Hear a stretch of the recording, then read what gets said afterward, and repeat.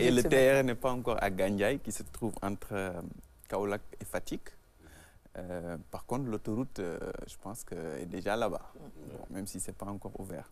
Alors, il s'est tenu à Dakar un lancement d'un forum, le forum digital de Gandiaye, qu'on résume en FODIGA.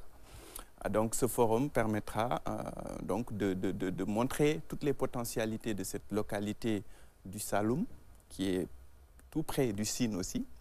Et donc aussi, c'est l'initiative du maire et de l'entreprise Transnumérique, qui est un partenaire de Sénégal Numérique SA. Et donc, pour le lancement, Sénégal Numérique a été convié et a donc prononcé un discours sur la digitalisation. Et donc, c'est le secrétaire général de Sénégal Numérique SA, Malik Sow, qui s'en est chargé. C'était au niveau de Ciplaza. Je vous propose de l'écouter. Compte tenu de l'incroyable croissance du numérique partout dans le monde, et en particulier en Afrique, il est salutaire que les échanges et les discussions autour de ces problématiques soient également portés par nos collectivités territoriales. Monsieur le maire, cette rencontre à laquelle vous avez souhaité donner une dimension nationale permettra non seulement de faciliter l'échange d'idées, de solutions, d'expertise et d'expérience entre acteurs, mais aidera également à développer des stratégies communes pour faire face aux défis du gouvernement et de nos collectivités territoriales sur ces thématiques qui adressent l'importance des infrastructures numériques et des services digitaux dans un monde numérique. Le Sénégal fait du numérique une priorité pour son développement économique, social et culturel, et pour la construction de son capital humain à travers le PSE et particulièrement la stratégie Sénégal numérique 2025. Monsieur le maire, à travers la présente cérémonie, vous exprimez avec vos partenaires toute la place que vous accordez aux technologies de l'information et de la communication pour impulser une économie locale au niveau de nos collectivités territoriales du Sine Saloum, mais aussi au-delà. Maîtriser les TIC ou périr. Tels semblent être les termes de l'alternative que nous propose l'environnement international. Le numérique, les sciences émergentes sont une chance pour l'Afrique, et particulièrement pour sa jeunesse. La dividende démographique prend ici tout son sens. La jeunesse, le nombre et la rencontre avec les technologies de ce siècle constitue un ferment, un catalyseur pour démultiplier la créativité, l'esprit d'innovation et la création d'entreprises basées sur les nouvelles technologies. Alors, c'est une initiative prise par le maire, ou en tout cas la mairie, de contracter directement avec Sénégal Numérique. Ça ouvre également la voie à d'autres, je veux dire, collectivités territoriales de pouvoir collaborer directement avec Sénum, c'est ça? C'est ça, et la semaine dernière ici, c'était avec Anouchka, c'était un jeudi. Nous avons parlé de Sandiara, qui est également une commune du département de Mbour qui est orientée vers la modernité.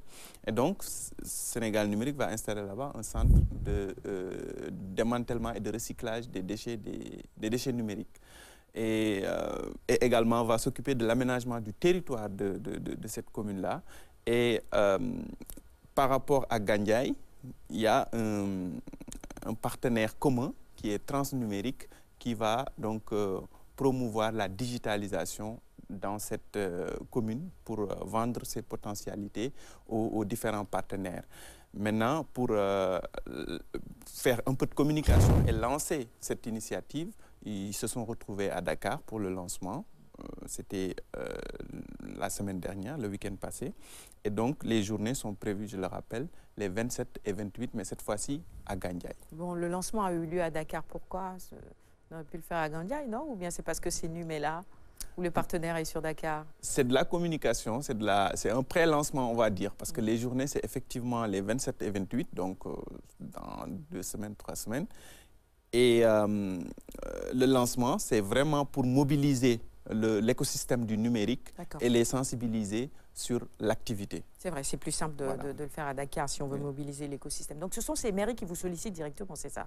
Ou qui essayent, ou qui travaillent, qui demandent à travailler avec Sénégal Numérique? Bon, je pense que la démarche se fait dans les deux sens. Parfois, c'est nous qui allons vers eux, parce qu'actuellement, nous sommes très, très offensifs en termes commerciaux. Stratégie commerciale, voilà. D'accord. Et donc, eux aussi, marketing. parfois, voilà, avec la communication qu'on fait et tout, l'effet de mimétisme et tout cela, il y en a qui voient qu'on peut leur apporter quelque chose et qui viennent vers nous. Mais Gandiaye, par contre, ils sont passés par Transnumérique, qui est aussi un partenaire, un des partenaires privilégiés d'ailleurs de Sénégal Numérique SA. Tiens, un deuxième élément qu'on va regarder maintenant. Ensuite, je vais laisser le plateau réagir. Je vais vous demander, si je vous demandais la différence entre numérisation, dématérialisation, digitalisation, est-ce qu'il y aurait un volontaire pour expliquer? Pour moi, ce serait du pareil au même. Je vous laisse donc notre coordonnateur technique nous dire exactement c'est quoi la différence. Mais avant, il y a deux termes, digital et numérique. On commence par ces deux termes. Il faut retenir qu'il y a quand même une différence entre ces deux termes-là et que quand on parle de numérique, c'est plutôt technologique, c'est la relation qui existe entre l'homme et la machine à travers les technologies. Voilà, c'est ça ce qu'on appelle le numérique. Mais le digital, c'est l'usage qu'on fait de ces technologies. De la même manière, il existe une différence entre la numérisation, la dématérialisation et la digitalisation. Quand on parle de numérisation, c'est juste le fait de pouvoir prendre ce document-là, qui est un document physique, et de rendre ce document immatériel. C'est-à-dire faire de telle sorte que vous arrivez à avoir un zéro papier dans ce que vous faites, dans votre travail. Et la dématérialisation, c'est le fait de rendre la procédure physique en procédure immatérielle. Mais dans la dématérialisation, en entrée, on a un document et à la sortie, on a toujours un document. L'inconvénient de la dématérialisation, c'est qu'on ne s'occupe pas du processus métier. Donc, on laisse toujours les goulots d'étranglement. C'est pourquoi, vous savez que on a toujours beaucoup de difficultés dans la dématérialisation, parce que si on dématérialise, on ne s'occupe pas du processus métier.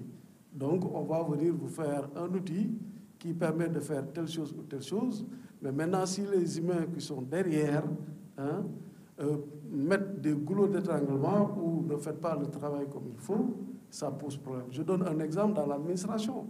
Des fois, vous partez chercher un document administratif, permis de construire, qu'on a dématérialisé. Et il y a un circuit de validation, urbanisme, la mairie, la préfecture, etc.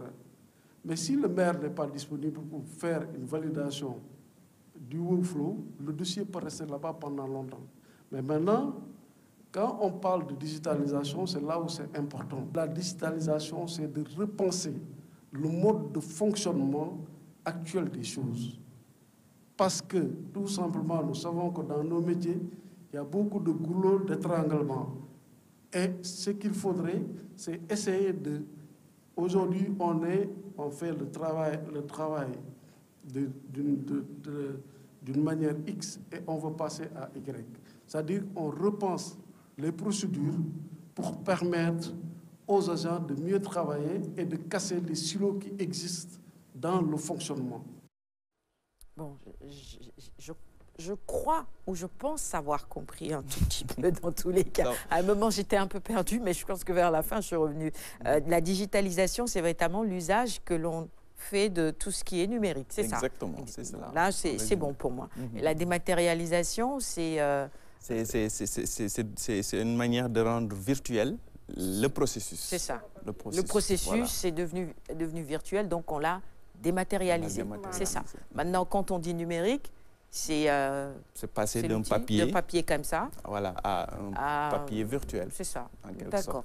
Je crois, enfin, j'espère que c'est clair pour nos téléspectateurs également. Il y a de petites nuances, bien évidemment, entre tous ces termes-là, finalement. Effectivement, effectivement, et je pense qu'il l'a très bien expliqué. Il s'est exprimé lors des journées scientifiques de l'hôpital général Idrissa Pouye de Grand Yoff.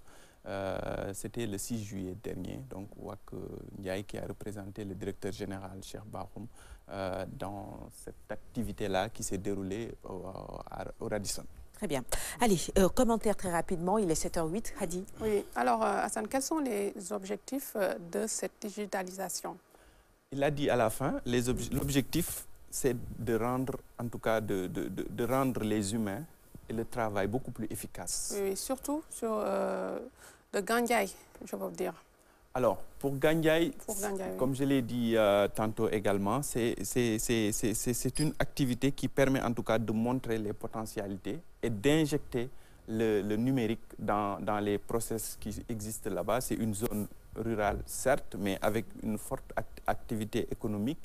Gandiaye, c'est un carrefour. C'est un carrefour connu depuis de très longue date, qui se trouve entre Fatick et Kaolack. Et donc, je pense que le fait de vouloir digitaliser, apporter un peu le numérique, apporter la fibre optique et également tout ce qui est système d'information dans cette localité, ça aidera beaucoup à booster